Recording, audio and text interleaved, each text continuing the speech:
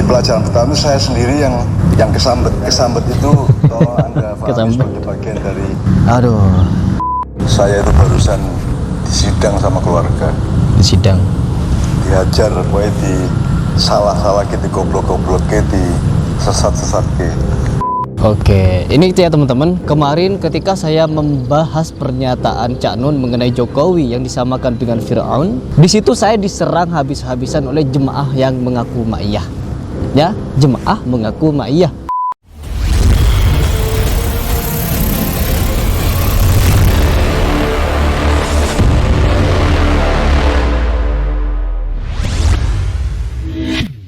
Bismillahirrahmanirrahim. Teman-teman, di video ini saya ingin menanggapi tentang klarifikasi yang dibuat oleh Cak Nun yang menyatakan bahwa Jokowi itu adalah Fir'aun. Fir'aunnya yang bertemu dengan Nabi Musa. Dan sekarang Cak Nun mengaku kesambet telah memberikan pernyataan sedemikian rupa. Oke, saya akan mereaction langsung seperti apa videonya. Dan saya juga akan memberikan tanggapan mengenai setiap pernyataan Cak Nun ini, yaitu di klarifikasi tersebut. Oke, kita langsung. Nah, ini dia caknun.com. Ini pun lah nutup saya itu barusan disidang sama keluarga. Disidang. Dihajar, pokoknya di salah ke, di goblok ke, di sesat ke. Kenapa di goblok karena saya mengucapkan yang seharusnya tidak saya ucapkan. Kan saya yang mengajarkan di Ma'iyah dan semua keluarga bahwa orang waton bener kuwi kok ucapkan harus baik, harus efeknya harus diperhitungkan, harus bijaksana. Saya dianggap tidak bijaksana. Betul. Kan saya mengajarkan jangan ngomong siapa, tapi apa. Yeah. Gitu. Itu kan itu saya sendiri melanggar gitu. Jadi akhirnya saya minta maaf sama keluarga, sama termasuk saya berangking ngajar akun tentean karena saya melakukan apa yang saya sendiri mengajarkan untuk tidak dilakukan kan begitu. Nah, saya Oke, ini ya teman-teman. Kemarin ketika saya membahas pernyataan Cak Nun mengenai Jokowi yang disamakan dengan Fir'aun, di situ saya diserang habis-habisan oleh jemaah yang mengaku ma'iyah. Ya, jemaah mengaku ma'iyah dan membela Cak Nun habis-habisan dan mengatakan saya gibah, mengatakan saya itu tidak memiliki tata krama, mengomentari Cak Nun, tidak memiliki ya adab membahas Cak Nun dan lain sebagainya.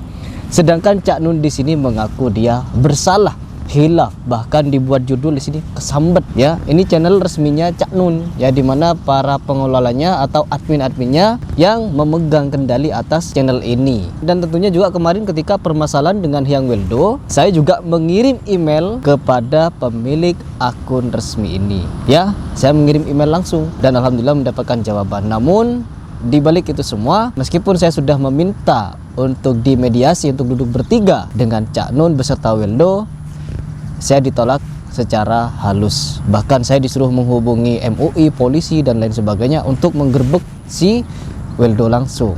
Sedangkan di situ jelas-jelas ada pernyataan dari Cak Nun yang mengatakan Weldo itu bertauhid, Weldo itu menyembah Tuhan, Weldo itu rajin beribadah kepada Tuhan Allah Subhanahu wa taala, bertauhid 100% katanya.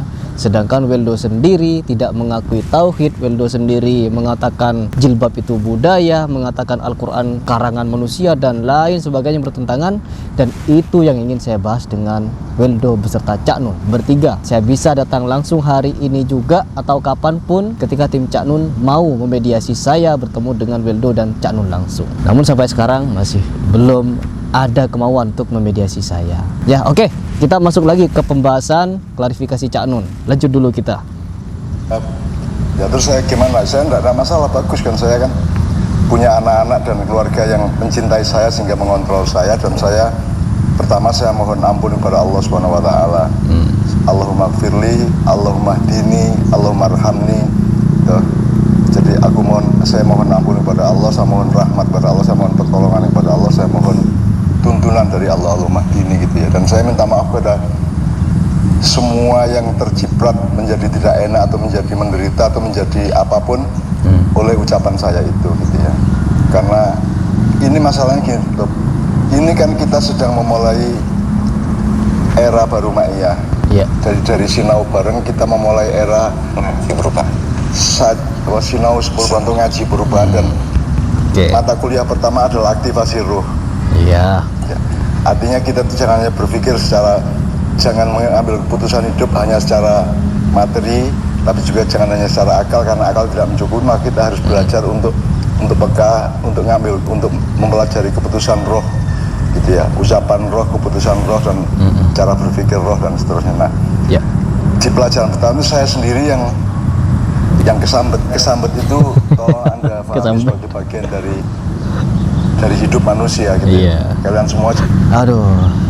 Ya beginilah teman-teman, kalau kita sudah fanatik buta kepada seseorang, contohnya kepada Cak Nun yang sudah jelas-jelas menurut saya pribadi salah. Ya, beliau manusia biasa sama seperti kita, bisa salah, bisa luput, dan juga tentunya bisa khilaf. Ya, itu lumrah manusia biasa. Karena seorang nabi pun seperti Nabi Musa pun melakukan khilaf. Nabi Musa mau pamer kepada istrinya bahwa dia mengatakan punya tongkat yang bisa menjelma sebagai ular. Lalu dengan Nabi Musa berniat untuk memamerkan kepada istrinya tongkat tersebut. Setelah dilempar, tongkat itu tidak berubah menjadi ular, ya teman-teman. Karena apa? Tongkat itu bukan difungsikan untuk pamer, ya. Jadi di sini Nabi Musa pun bisa melakukan khilaf, sama halnya seperti Cak Nun. Sayyidina Umar, kalau tidak mau ke Nabi Musa, Sayyidina Umar juga pernah melakukan khilaf di dalam berkhutbah, ditegur sama wanita Quraisy. Akhirnya apa? Sayyidina Umar beristighfar, meminta maaf dan meminta ampun kepada Allah Subhanahu wa taala karena sudah melakukan kesalahan di dalam berkhutbah. Nah, tidak jauh beda dengan Cak Nun, di mana Cak Nun sudah menyamakan Jokowi dengan Fir'aun. Sedangkan Fir'aun ini adalah orang yang paling dilaknat Allah Subhanahu wa taala. Bahkan jasadnya pun diutuhkan sampai sekarang kita bisa melihat langsung untuk menjadi bukti bahwa kepemimpinan, kepemerintahan, kekuasaan dari seorang Fir'aun itu sangat biadab, keji. Bahkan dia telah mengaku sebagai Tuhan juga. Nah, sedangkan Jokowi sangat berbanding terbalik dengan Fir'aun. Makanya di sini saya tidak ingin membela Cak Nun atau membela Jokowi. Namun pernyataan Cak Nun sudah jelas-jelas itu salah sebagai seorang muslim. Karena apa? Jokowi saudara kita, ya, saudara semuslim kita. Jangan samakan dengan Fir'aun yang jelas-jelas mengaku Tuhan. Kafir dia. Saya juga ingin beristighfar di sini ya ketika mendengar pernyataan tersebut. Ya. Coba kita selesaikan. Jangan mengucapkan apa yang tidak harus diucapkan. Harus mengucapkan sesuatu yang kamu hitung betul secara bijaksana, dan hanya secara benar dan baik, gitu ya. Secara bijaksana, gitu ya. Ya, oke. Dah cukup. Jadi teman-teman, intinya di sini Cak Nun telah mengakui kesalahannya, mengakui keteledorannya, dan juga beristighfar, meminta ampun kepada Allah Subhanahu wa taala, telah menyamakan saudara muslimnya dengan orang yang dilaknat Allah, yaitu Fir'aun. Karena terlalu melampaui batas itu Fir'aun. Sedangkan Jokowi, dia masih bersyahadat, dia masih beristighfar, dia masih bersosialisasi. Sedangkan sosok Jokowi, kalau bagi saya pribadi, sosok Jokowi bagi saya pribadi, dia adalah seorang ayah yang sangat baik, seorang yang patut kita teladani kesederhanaannya. Dan juga Jokowi sebagai seorang pemimpin, dia memiliki sifat humoris, memiliki sifat yang menyejukkan bagi kita semua. Tapi kalau di sistem kepemerintahan, mungkin apa yang disampaikan oleh Cak Nun itu bisa mutlak benar. Karena apa? Cerita atau keberadaan 9 naga tersebut itu bukan dongeng, tapi benar-benar ada. Namun ketika menyamakan Jokowi kepada Fir'aun itu salah.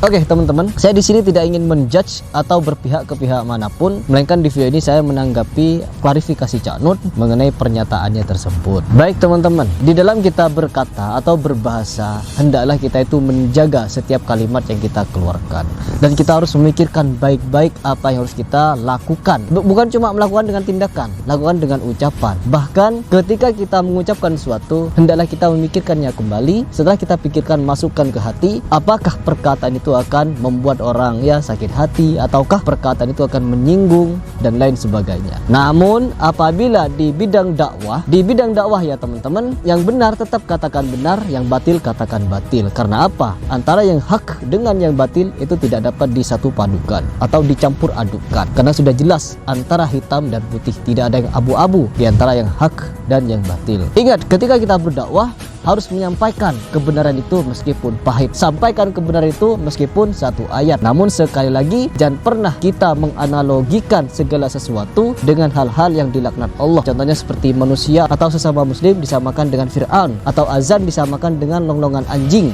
dan lain sebagainya. Karena apa? Itu sudah melanggar kode etik atau adab di dalam kita beragama. Saya Heri Pras, apabila di video ini ada perkataan yang benar, itu murni datanya dari Allah Subhanahu wa taala, dan apabila ada yang salah, murni dari kekhilafan, kesalahan dan kebodohan saya.